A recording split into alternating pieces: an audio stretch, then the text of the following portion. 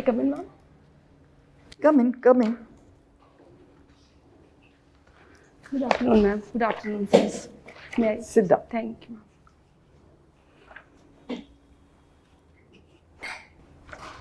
So, have you been staying in Amroha or you stay somewhere else? No, ma'am. now? I am staying at Amroha only. In Amroha proper. Yes, ma'am. How big is the town? Sorry, ma'am. How big is Amroha? Amroha is this medium town, medium-sized city in Uttar Pradesh. So it has a population of approximately 10,000. So yeah, But it is got all the amenities, everything. mostly yes. Actually, it has been carved out of Muradabad district. Muradabad is one of the oldest districts in Uttar Pradesh. So it is on its path towards development. There are most of the amenities present, but still some areas are there which are still lacking. Any claim to fame Ma'am, apart from Kamal Amrohi? Yes, Kamal Amroha is from Amroha. Apart from him, there is a famous poet, John Elia, who is from Amroha. Then Chetan Chauhan, the ex-cricketer, he was also MP from Amroha. What name? Chetan Chauhan, Mr. Chetan Chauhan. Cricket. He was an ex-cricketer, yes. Yeah, he has expired actually, recently, yes, sir. So you come to Delhi specifically for this? Yes, ma'am. I see. Okay. And what made you take up engineering? I was pretty sure since very starting that I want to do civil services. But I come from a very conservative Muslim family actually. So I knew that I had to be financially independent before I took the plunge, because I know that there is very minuscule success rate in civil services. So engineering was something I was always interested in. Science. So I decided to pursue engineering first. Thereafter, but in a conservative Muslim family, what difference does it make if you go in for chemical engineering or engineering of any kind, or to civil services? What is the difference that they see in it? Ma'am, civil services is something I could have just done my BA or the simple bachelor's, but then I would have to live at my home. I would not have got as much exposure as I did when I was studying at an institute of national importance. Thereafter, I also worked for 2 years. So this gave me some sort of financial independence is there, but also exposure. I learned how to express myself, how to interact with people. I believe living in a close community would not have made it so possible. Okay. Now that we are on the subject, what do you think has been the impact of the triple talaq law? Triple talaq is something, demand for the abolition of triple talaq was been there for long. So it was a discriminatory practice against Muslim women. Was it a demand from the Muslim community? I would not say the entire community, but the women definitely, most of them. Women definitely. Yes, ma'am.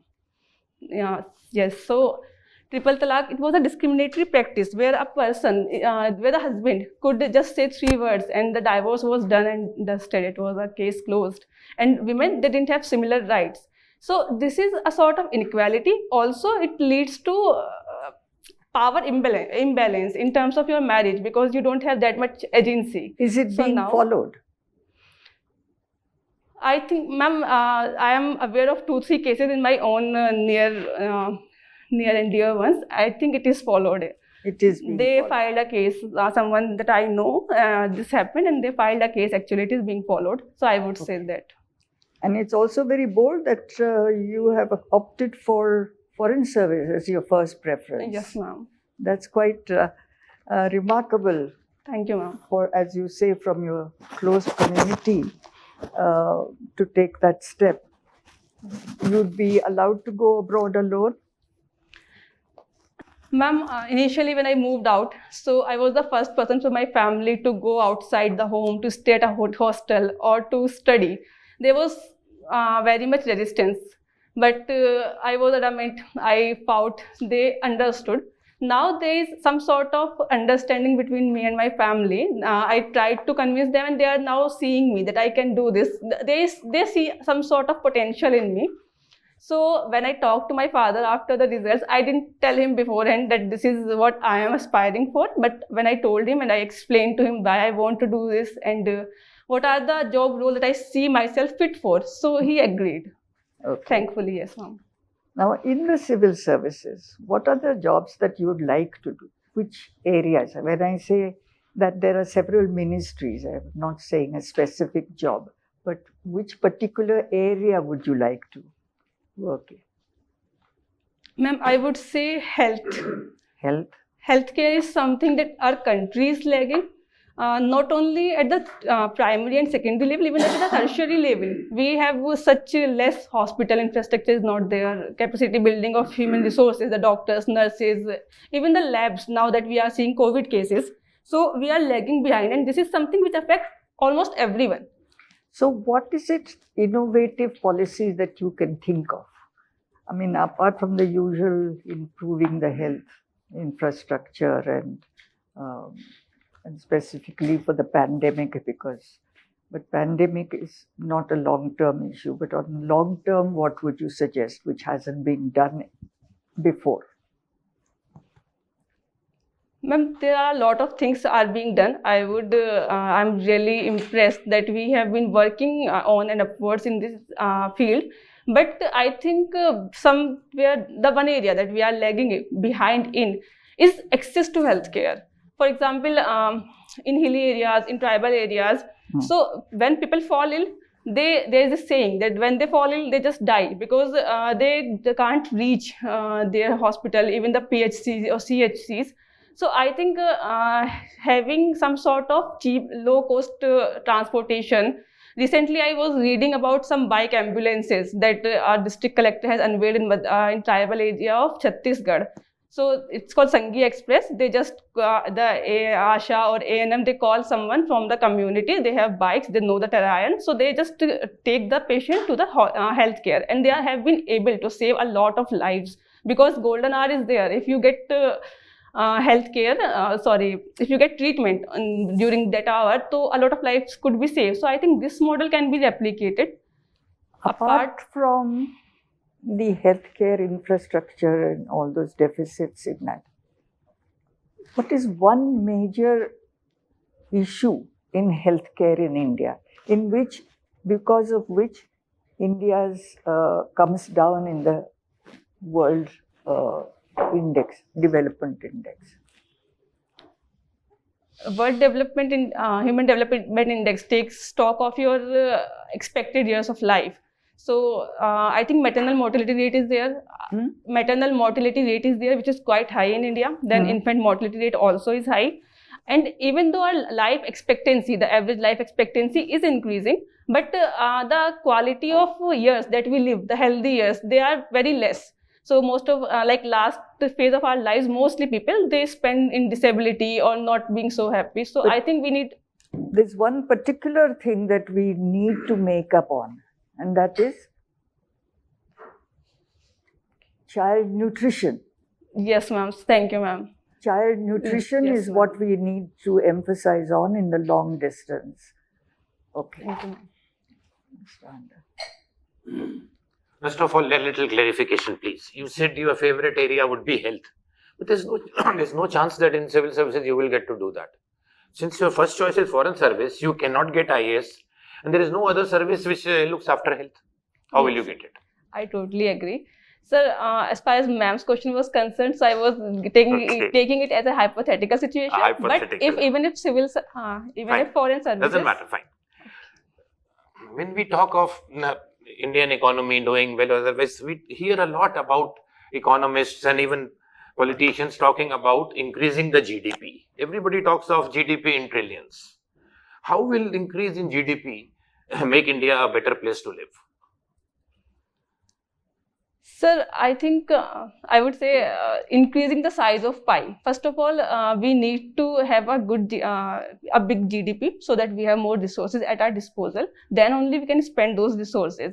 I agree that there is a lot of inequality in India. People don't get to metro cities are. So as GDP increases, the way things are going on today, inequalities will also increase. Yes, sir. True. So my question to you is, I personally don't believe in GDP. I believe in something else, which is called as HDI. Do you agree with me or not? You know HDI? Human Development Index. Yes, sir. There are 3-4 parameters of that. Yes, sir. So I think they should be talking about HDI rather than GDP. So I totally agree with you. HDI has GDP as one of its Or component. happiness index for that matter. Exactly, sir. Isn't it? Yes, sir. Agreed. Yes, sir. I agree actually. But I would say that HDI also has GDP as one of its components. It is without GDP, it will not matter. It will not improve. That's right. Yes, sir. Yes. After all, Bhutan is not one of the richest countries. Yes, sir. But they are doing sustainable development, happy. inclusive development. Right? Yes, sir. Well, you have heard of Pandit Jawaharlal Nehru, the first Prime Minister. Yes, sir. What was his contribution in the post-independent India? A lot of things. He set up IITs, IIMs. Then on the foreign policy front, he brought this non-aligned movement. Very good. Also, in terms of domestic politics, he was known as the harbinger of democracy, Constituent Assembly he was a member of. He had this socialist vision, which worked initially well during his time. Later on, there were some hiccups, but it was there. Also, he was a firm believer in Gandhiji's concept of equality and inclusivity. Good. One last question. Nowadays, Olympics is going on.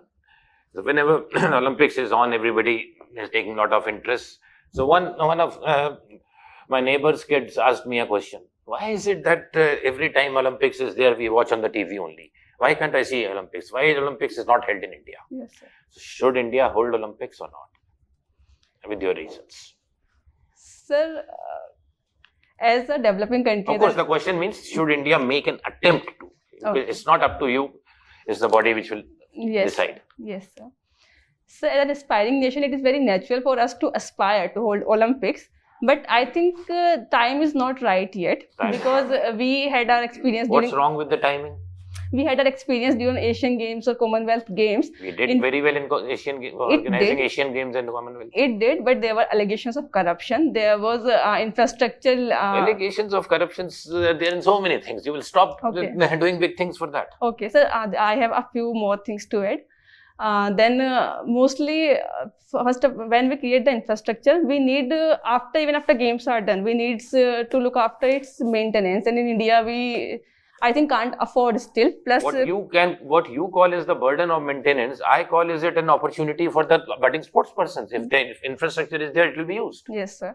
But sir, I think at this point of time when Corona is ravaging our economy, I think we should rather divert our resources towards more priority areas. No, not today or tomorrow. Okay. For hosting Olympics, you have to plan more than 10 years. Yes. 11 years ago, before that, they actually allotted. Yes, sir. So for that, I think 32. We are ready. Yes, sir. People are bidding for 32 Olympics. I think 30 to 36 we can aim for. We can. Yes. Good. Thank you. Thank you, Ms. sir. Chaudhary, Yes, I see that you have you also said the first choice is Indian Foreign Service. yes, sir. So now tell me, what is the biggest challenge in the foreign relation front India today has? Biggest challenge to India's foreign policy, Indian sir? foreign India from the foreign either from the neighbors or not who are not neighbors. What is the biggest challenge India has in the international front? Okay. Sir, I think China is the biggest challenge as of now to us. In what way? In what way? In what How? way? So China is threatening our national borders on the northern areas, first of all. Secondly, Indo-Pacific, which is some sort India's backyard, we call it often. So China is constantly increasing its presence and strength in Indo-Pacific. So India is some sort of getting surrounded by China. It has its strategy of encirclement of India. So I think India is not only proactively trying to tackle China, but also India consider China as one of the biggest threat to it at this moment. Now, what is their soft power and what is the hard power? What is the difference between the two? Hard power generally refer to the military power when you coerce other person to do your bidding. Soft power is your cultural power, the power of attraction. For example, India's culture, yoga or democracy. This is something that constitutes our soft power. Do you think India has utilized that, at least the soft power, if not the hard power, in a way it should have utilized soft power? so far? Sir, I think yes, because non-aligned movement, we brought developing countries together on the sheer will of our soft power, first of all. Then yoga, International Yoga Day has been celebrated. Then solar energy is something that India has recently awarded to the United Nations. So India is... Till the very recently, India's entire concentration was on another of our neighbors, which is bordering India, Pakistan. yes, sir. And then, don't you think that there is a greater threat from Pakistan with its all the activities with Afghan border problem? This thing, it will be a bigger threat to India as compared to China. Of course, is a constant threat, but Pakistan with Afghan situation as it's unfolding, it will be, is a bigger threat for India, at least in the short run. Sir, here I would like to mention 2 points. First of all, Pakistan itself is getting stuck in Afghanistan crisis. Its border itself are not safe, so its energy are getting diverted towards Afghanistan and not so much towards India. But China, on the other hand, is mostly focused upon India because it wants to stem India's rise in the Asian subcontinent. Secondly, Pakistan and India, they are mostly symmetric power. I would say Pakistan is a smaller power than India, but China is a symmetric power, be it economy, be it military, be it technological prowess. So I think China is a bigger threat. But having said that, I also believe that India should be ready for a two-front war or strategy, because we are seeing signs of collusion between these two powers, and India would be a hard place to fight them. Last question, you are fond of budget traveling, one of your hobbies. What is a budget traveling? And suppose I want to go to, say, Shimla. How will I plan in the way you have said? How will I can go anywhere, but I want to do a budget traveling. I don't have funds with me, but I want to still go and do a budget traveling. Can you just plan it for me from Delhi to Shimla and back? So budget traveling is about being frugal about your expenses. You should know what you are expending on and how to optimize them. If, for example, if you have to travel to Shimla, so first take of budget traveling is either to use public transport, the trains, especially overnight trains are pretty easily available. And plan it for me from Delhi to Shimla. Delhi to Shimla. Sir, book flights on Tuesdays, because Tuesdays are something, flights are the cheapest. Secondly, you can choose to stay in a hostel or in a lodge rather than planning for me. I will stay. Whatever you do, I will do. But my expenditure should be very low. Okay, there are no constraints. Yes, constraints. Okay. Then, sir, you should stay at a hostel. They offer you bunk beds. They are very cheap. Also, there are a lot of people staying from I'm an old man. I can't sleep on a They bunk also bed. have rooms. My status, like you have said, my age and all that. I want a comfortable stay, but budget traveling. Then hostels also have separate rooms, but the advantage of staying at hostel is that you get to meet a lot of people who know how to backpack, how to travel frugally. So you can just find out what are places are worthy of visiting, how to reach there. You can pool your cabs or cars to go there. So, and also, as far as food is concerned, most of the hostel, they have this facility of cooking. If you are into cooking, so you can cook your food on yourself from locally sourced vegetables or resources.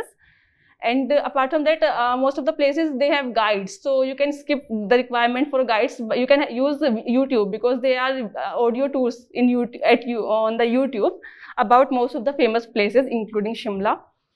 And okay, I think, thank you, sir. Good. So, within India, which states have you visited so far? Sir, I have been to Punjab, Himachal Pradesh, Delhi, Rajasthan, Madhya Pradesh, Goa, Maharashtra also, and Andaman Nicobar. And Good. I am also from Western UP. okay, sir. I am not happy with the women's status in Western UP. Okay, sir. But, and in your opinion, what you feel that status of women is better than Amroha, Western UP? Yes, sir. So, what is your impression? About the status of women, sir? Status of women. Which you, in the order of that, I like this state better than in that order. Okay. Sir, in my opinion, Punjab has a better status of women among all the states that I have pointed out. Better than Western UP, Okay, definitely. yes, yes, you are free to, Yes, sir. obviously. And you studied there also. Yes, I have Yes. studied there. I have seen girls there. They are pretty well placed, independent to take their own decisions. They can go abroad and study. They also are very outgoing because they have that sort of exposure in their lives. So that is one thing. Also, I have seen Himachali women. So mostly Himachal is a rural area, but women they have pretty much of agency. I am not sure about how many social levels are there. There must be some. Good. But good. I agree with you. I agree with you. Yes, Then sir. go ahead. Then, sir, Madhya Pradesh, I have been to Khajuraho. So in Khajuraho, I have seen something very remarkable. There are many cafes that are run by the women. They don't even live there anymore now. They live there was someone who lived in Italy, then there was someone who lived in Switzerland, but they Why- were running their Yes, businesses. yes. So now, Sorry. I have been in Kerala. Okay. But why that the liberty, ideas, equality is not entering in the UP? What is the reason for that? Who is responsible for that? So lack of education, first of all, because Education, despite increasing literacy, nothing has changed. patriarchal Khap Panchayat, whether it's this side or that side, I remember 3 years back, Khap Panchayat, then girls should not be allowed this school. And Yes. similarly, Mullah, that they should not be less than 40 years, go alone in the market, Yes, sir. should not have mobile. How to change that?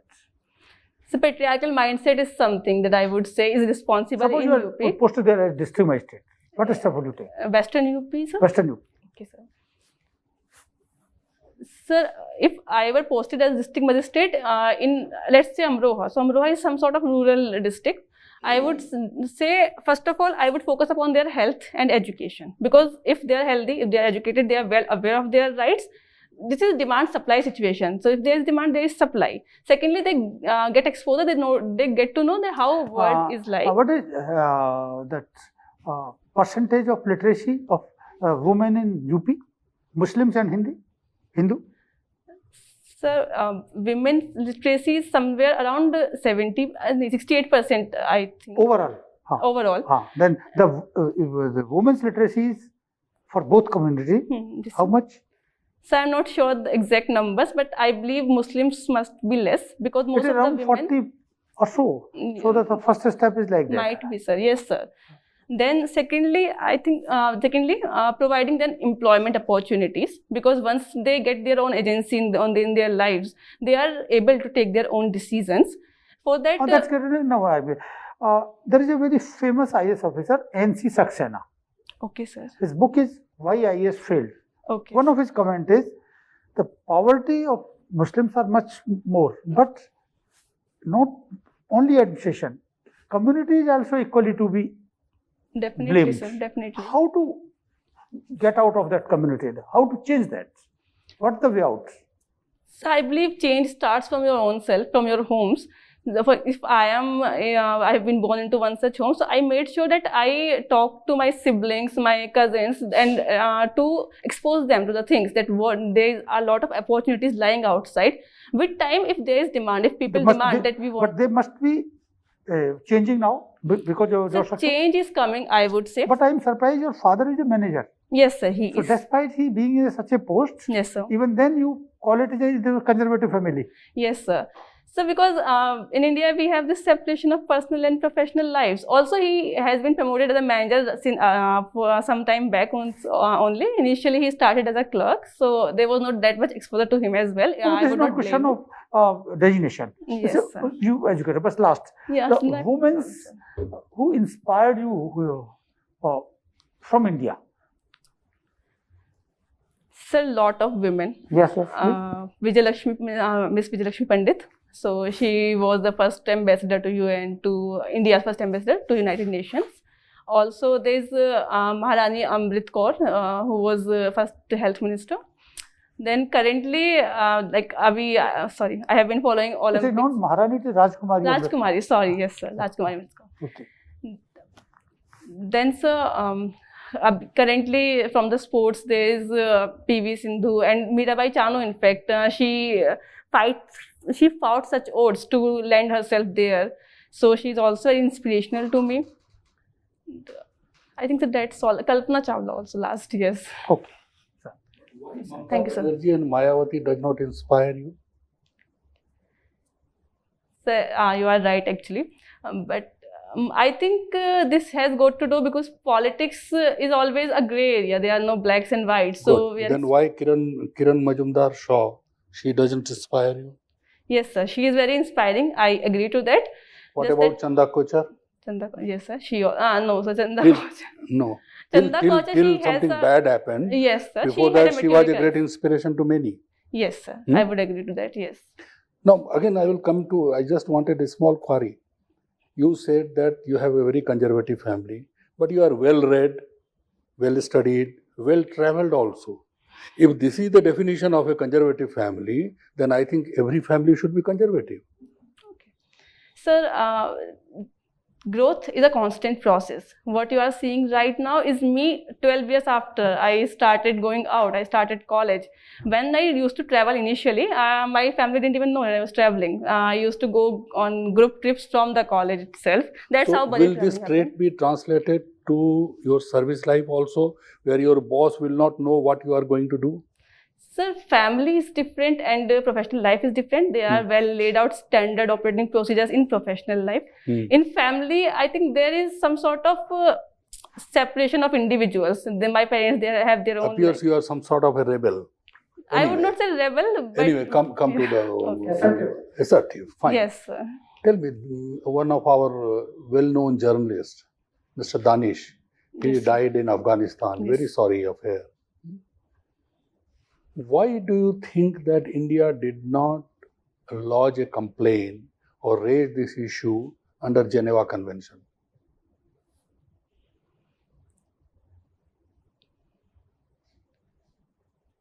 Sir, I know about Geneva Convention and India should have actually. And now that you are saying this, this is coming to my mind, but I'm not sure why India did not lodge a complaint. Okay. Come to second situation. Mr. Osama bin Laden, he was killed inside Pakistan by US forces. Still, Pakistan did not oppose that act or did not declare a war. What could have been the reason? Two reasons I would say. First of all, asymmetry between Pakistan and USA. Pakistan, even if it had declared a war, Does it mean that it was Pakistan was supportive of that action? Yes. Secondly, Pakistan didn't want to take the moral blame of harboring terrorists because it would have set a wrong image in front of the entire global community. So Pakistan was some sort of in collusion with America, though it did not came in on records that it knew about the operation. But I think nothing of this sort could have taken place without the consent of Lahore or Rawalpindi. Why do you think that certain Islamic countries are supporting Taliban while others are not? What can be the reason behind? Supporting Taliban, I would not say it is a matter of Islam or religious ideology. It is mostly a strategic choice. For example, if Iran is supporting, Iran is because it wants a peaceful border. Pakistan, they want a peaceful. Pakistan has ulterior motives, I would agree. But for Iran, for Central Asian nations, they only want peace at their border, no refugee influx. That's why they are in favor of having constructive talks with Taliban. For the countries opposing Taliban. So suppose if Taliban occupies Afghanistan, they start ruling Afghanistan, what shall be the impact of this act on India? India maintains this stand that Taliban is a terrorist organization. So until and unless Taliban comes to rule legitimately with the consent of the people through elections, as is proposed by both US and also Ashraf Ghani, the president of Afghanistan, is rooting for that election should take place. Whoever legitimately gains power should come to power. So if that happens, I think India would be well placed to initiate talks with Taliban. But given the current scenario, when there is civil war, they are acting as landlords, warlords, India is not going to engage with Taliban. It might have several repercussions. Pakistan could get covert help from Taliban and send mujahideens or influx could be there. Terrorist influx could be there in the sensitive areas of Kashmir or Punjab. So India should be ready for that. But I think what stand India is taking about not engaging with Taliban right now is, I would support that stand. Good, very good. Do you know what foreign service work will involve? Can you tell me what kind of work you think you'll be doing? Overall in foreign services, ma'am? In the foreign service, if you were to go into the foreign service, what kind of work will you be doing? I might not be aware about the intricacies, but my overall impression is that it is about propagating our national interest. They can be in many forms, our economic interest, looking after our diaspora, our interest on the global stage, for example, FATF or UN United Nations. So these negotiations, these propagation, they are the works of foreign policy, in my opinion, ma'am. Okay. Basically protecting interests and winning friends. Yes, and ma'am. influencing people. Yes, ma'am. That's in one word to say that. That's what they Thank have you, to do. Okay. The interview is over. Thank you, ma'am. You've done very well. It's okay. Okay. Just Should I go out? No. Okay, thank you. Okay. wait for 2 minutes. You don't Okay. have to. Wanted to ask you, do you have any questions for any of the panelists in terms of guidance or clarifications or anything else? Two things that came to my mind. First of all, Geneva Convention, that was a really good question. I could not come up with that. So I would have to go back and read more about it. Come only when there is a war. Okay, okay, thank you, sir. Now you get the clue. Okay, there's no war. Secondly, ma'am, I have this query. For example, if there is a women panel member, the chairperson is male, but women panel member is there. So how am I supposed to greet? How are you supposed to? To greet in what order? In what order am I supposed to greet the panel? Chairperson first. First, always. Chairperson first and then all the others. Okay. Okay. Someone told me that if there's a female member, even if she is not a chairperson, I should greet her. So I was in a bit of fix. No. The chairperson first Okay. and then all the others. And Thank you. when you speak directly to the person who has asked you the question. But in between, do eye contact with the others. Yes, Okay? ma'am. Any other? No, ma'am. No? Well, I think you've done very well. Thank you, and ma'am. you stand a very good chance. Thank you. So there is very little to add. You have been reading and you've been able to answer most of the questions. So keep it up right till the end. Go on reading newspapers and whatever else you have been reading, particularly on foreign affairs, since that's your area. Read all about the Quad. You know about the Quad? Yes, ma'am. Right. Quad, then all the China, the Nepal, Sri Lanka, all our neighbor, the foreign policy regarding neighbors, whether non-alignment is a better policy or the present policy that we are following. So some of these are the questions on the foreign policy. And then in terms of other, the usual conflicts, now particularly Pegasus, that issue might come up. And the freedom of the media, laws like sedition laws, etc., being freely used, despite of restrictions and criticism by the Supreme Court. So these are some of the things that I think you would. But otherwise, you will do well. Thank you so much, ma'am. Continue to be confident. Okay. Thank you so much, sir.